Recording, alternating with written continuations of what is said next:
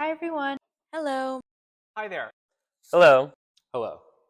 Hi, everyone. My name is Mary McCrossan, and I am a senior fellow in our office. My name is O'Neill Keegan, and I am a senior fellow here in the Office of Undergraduate Admissions. My name is Ethan. I'm a senior fellow here in the Office of Undergraduate Admissions. My name is Daniel. I am a senior fellow in the undergraduate admissions office. I'm Kai. I'm a senior fellow here at our Office of Undergraduate Admissions at GW. My name is Chloe Baker, and I'm a senior fellow here in the Office of Undergraduate Admissions. Welcome to your virtual information session. Here we'll give you a quick overview of all of the things you can find only at GW before you take advantage of our other virtual resources like our virtual tour. GW was founded by an act of Congress in 1821 and today houses nearly 11,000 undergraduate students, making us a mid-sized institution. This means you can walk around Kogan Plaza and around campus and see your friends tabling for different organizations or laying out in the sunshine. But you can go to classes and meet students from all 50 states and over 130 different countries. You'll be exposed to a lot of different backgrounds and people who bring different ideas to the classroom. And we have a 13-to-1 student to faculty ratio, and 71% of our classes have 30 or fewer students. This 71% number is a little misleading because we have a lot of really small classes, like our university writing class, which is capped at 13 students, and a lot of larger classes, like your introductory math or science courses, which may have even 100 or even 200 students. All classes that are over 60 will have recitation hours or office hours with a teaching assistant who will help support you and keep that smaller class size feel, even in those larger classes.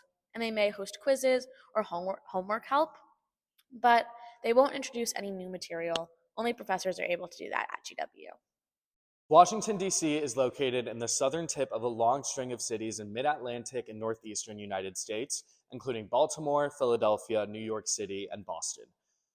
A lot of our students that are from this area will go home for long weekends and holidays using Amtrak trains that leave from DC's Union Station. But if you're like me and you're not from the Northeast, DC is still an incredibly accessible city from using our two airports, Washington Reagan and Dulles International Airport, both of which are metro accessible from the Foggy Bottom metro station on campus. When it comes to our location within Washington, D.C., our Foggy Bottom campus is truly in the heart where it all happens. If you take a look at who some of our neighbors are, you'll see the International Monetary Fund, the World Bank, the State Department. I could actually even see the Eisenhower Executive Building of the White House from my freshman year dorm room in Thurston Hall.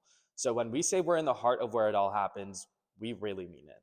Our main campus here at GW is better known as our Foggy Bottom campus. It's about 20 square city blocks and only a 5-minute bike ride down to the National Mall. Our corner of our Foggy Bottom campus is just 4 blocks away from the White House, so you and your friends can go out and say hi to the Secret Service anytime you'd like. Our Foggy Bottom campus is home to 2 all-you-can-eat dining halls and 1 food court-style option where you can grab and go your meal and bring it anywhere on campus you'd like. Our Foggy Bottom campus is home to about 95% of all academic and university resources here at GW. Located 3 miles away, or a 10 to 15-minute shuttle ride, is our Mount Vernon campus. I like to say if you picture that perfect coming-of-age rom-com movie in that college campus, that's exactly what our Mount Vernon campus is to me. Located in the Foxhole neighborhood of DC, it's in a much more residential neighborhood and has that traditional liberal arts campus experience.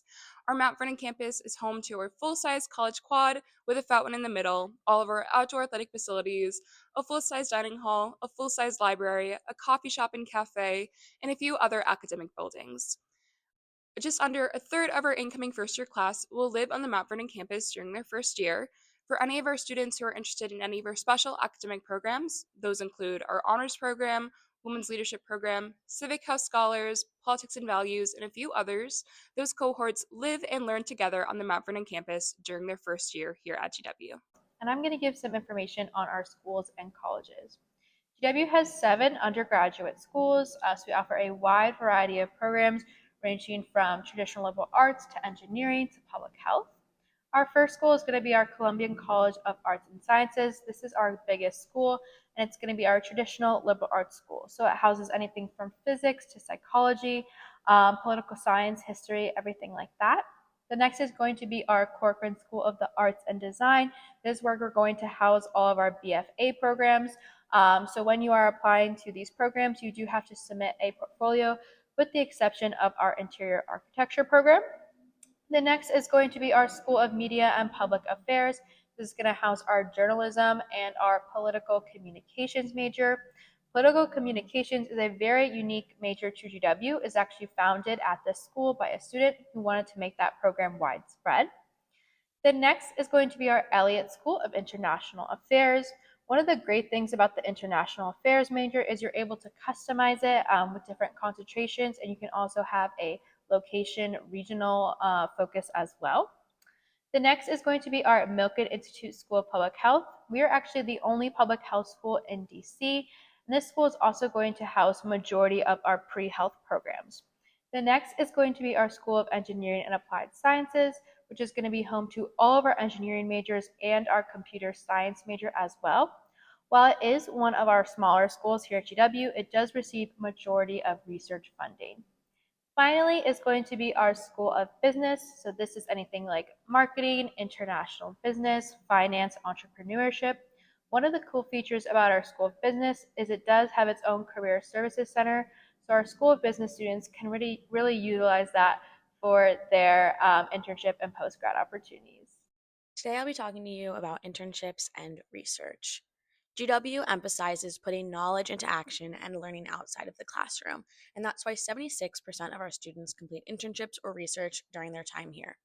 Because of our location, we are metro stops away from places like Capitol Hill, NASA, Marriott, Hilton, and a lot of other big banks and government organizations that we have alumni at or you can do internships at. There are also a lot of research opportunities here at GW, and because we are a Tier 1 research institute, this means that all of our full-time faculty are completing research. We have Shakespeare research in the English department, Econ research in our Columbian College of Arts and Sciences, and we even have a cancer lab on the 4th floor of our Science and Engineering Hall. So students are always learning outside of the classroom and complementing their education with real-world experiences. I'm going to be talking about global citizenship and study abroad. 40% of all GW students at some point in their 4 years will study abroad in some area of the world. We have programs that start from 1 week long intensives to programs like ACE, where you spend your first year on campus, your second year in Rome, third year in Beijing, and your last year back here on campus, and end up graduating with 3 undergraduate degrees in that 4-year time span, which is a really cool program. The program I got to do was in Rome, and I spent 2 weeks there doing a language-based class where I spent every day in a classroom learning Italian language. And then I spent 6 weeks at an internship placement where I got to do nonprofit work for an international small business network, connecting small businesses from around Europe and around the world on global initiatives. And then I got to travel around for some time all around Europe and come back and share my experience with everyone from back home. So GW students are just as successful in their careers as they are in the classroom. We can see we have over 320,000 GW alumni currently worldwide, and tens of thousands of those alumni still actively work here in DC, leading to so many awesome experiences and opportunities for students to get connected with real-world alumni working in the fields that they want to work in. We have over 8,000 of our alums active on GW Career Connect, which is an opportunity and a service for students to get connected online through an internal service with alumni that are working in the fields that they want to work in later. And we have tons of alumni and students that go off into our 4+1 programs. 9 out of 10 of our students post-graduation within 6 months are either working in a field that matches what they studied in here at GW, or are in one of our 4+1 programs or another graduate school to get an accelerated graduate degree. 29% of our graduates enroll in graduate or professional school, and then we have the starting salaries, $78,000 for graduates with 5 years of experience, and $153,400 for graduates with plus 10 or over years of experience. Now, to close out, we'll do an overview of the admissions process. That way you can know some tips and tricks to make sure that your application to GW is the best it can be. First, we take first-year applications through the Common App or the Coalition application.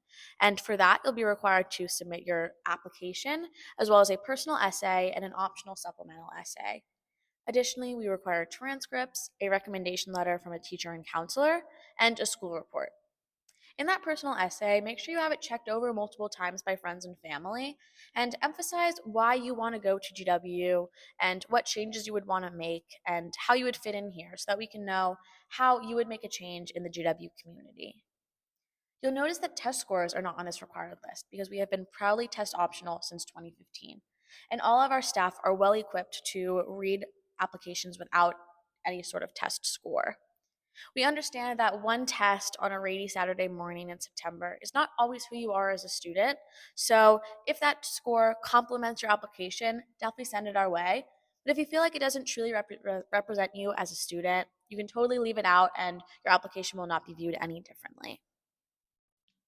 We have two key deadlines for you, our November 1st early decision deadline and January 5th for our early decision 2 and regular decision deadlines. Early decision is a legally binding contract that you sign with your parent and your guidance counselor, and it basically says, I want to go to GW regardless of any financial barriers or changes to family dynamics or anything else. So this is a really serious commitment to GW, but if you walk around and see a beautiful tour on your virtual tour and you know that GW is for you, this is a great kind of venue to show your commitment. But if you're worried at all about financial aid or any other factors, that regular decision deadline is also a good decision. For affordability, all applicants are automatically considered for merit-based scholarship when they apply to GW. And based on your competitiveness in the class, you can look at scholarships ranging from $5,000 to even $25,000. And 99% of applicants with need receive financial aid. We require both the FAFSA application, the free application for federal student aid, and the CSS profile run by College Board. That way, we can help make a package for you.